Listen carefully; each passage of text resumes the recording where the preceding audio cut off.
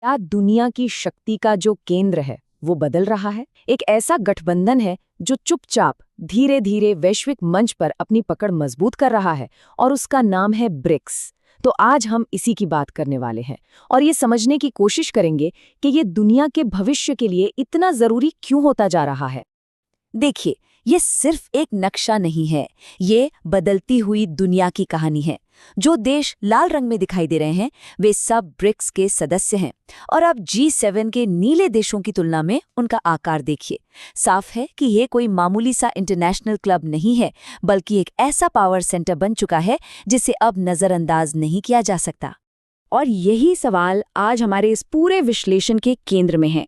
क्या हम वाकई पश्चिम के नेतृत्व वाली दुनिया से एक ऐसी दुनिया की ओर बढ़ रहे हैं जहां कई शक्ति केंद्र होंगे, एक मल्टीपोलर वर्ल्ड जहां ब्रिक्स जैसे समूह ही नए नियम तय करेंगे?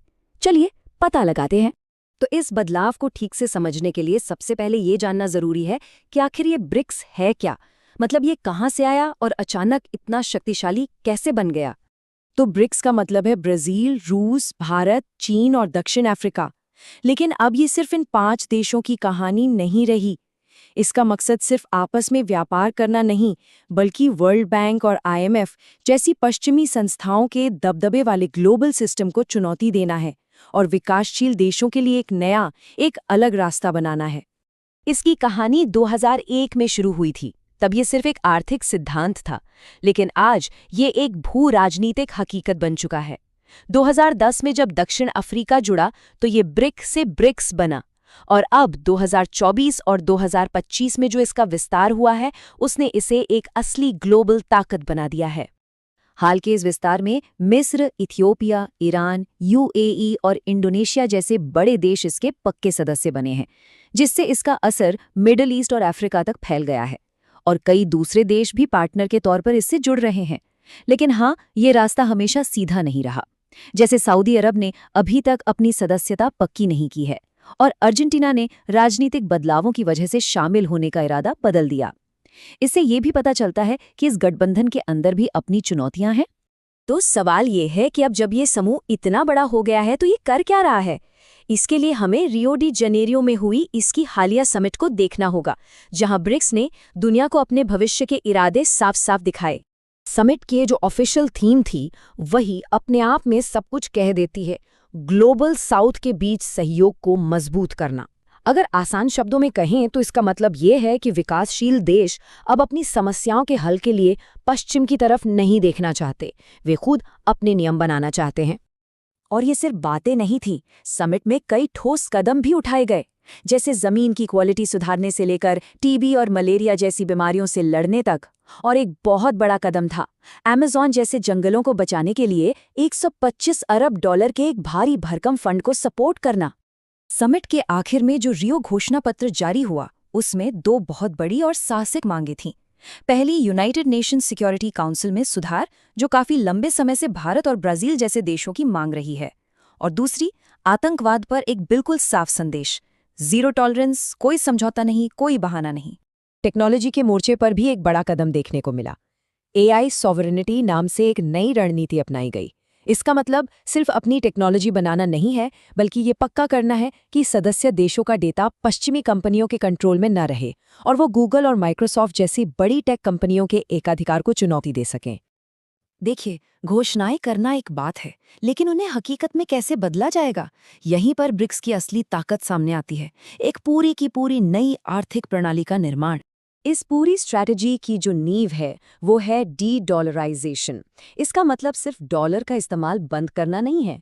इसका असली मतलब है अमेरिकी आर्थिक प्रतिबंधों की पहुंच से बाहर निकलना। ब्रिक्स देश एक ऐसा सिस्टम चाहते हैं जहां व्यापार किसी एक देश की राजनीतिक मर्जी से प्रभावित न हो।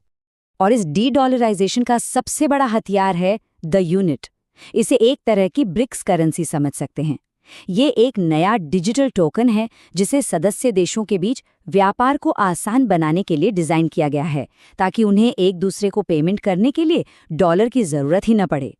ये स्लाइड पूरी कहानी को बिल्कुल साफ कर देती है। एक तरफ हैं वर्ल्ड बैंक और IMF जैसी पुरानी पश्चिमी संस्थाएं, तो दूसरी तरफ ब्रिक्स अपनी एक पैरेलल, एक समानांतर दुनिया बना रहा है। न्यू डेवलपमेंट बैंक, अपने पेमेंट सिस्टम और डॉलर की जगह द यूनिट। ये सिर्फ एक विकल्प नहीं है, ये एक सीधी चुनौती है। न्यू डेवलपमेंट बैंक सिर्फ कर्ज नहीं देता, बल्कि पैसा खींचने के नए तरीके भी बना रहा है। मान लीजिए नाइजीरिया में एक सोलर पावर प्लांट बनना है। निजी निवेशक वहां पैसा लगाने से डर रहे हैं, तो बैंक आगे आता है और उस निवेश की गारंटी देता है। इससे रिस्क कम हो जाता है और पैसा आसानी से आ जाता है। ये ग्लोबल साउथ के विकास को रफ्तार देने का एक बहुत ही शानदार तरीका है। इसे पैसे के लिए एक यूनिवर्सल अडेप्टर की तरह सोच सकते हैं। ब्रिक्स देश एक ऐसा रोडमैप बना रहे हैं जो भारत के UPI, ब्राजील के पिक्स और रूस के SPFS जैसे राष्ट्रीय पेमेंट सिस्टम को आपस में जोड़ देगा। इससे देशों के बीच पैसा भेजना उतना ही आसान और तेज हो जाएगा जितना अपने ही देश के अंदर होता है।